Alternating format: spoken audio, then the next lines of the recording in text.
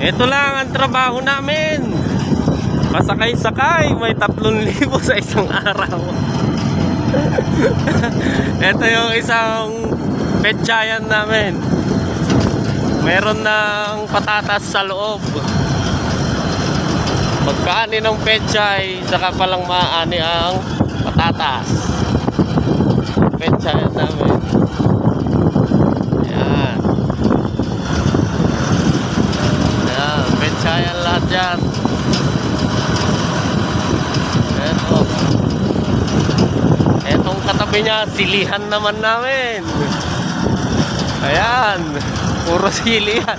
Kabilaan pala yan, no? Oo. Kabilaan.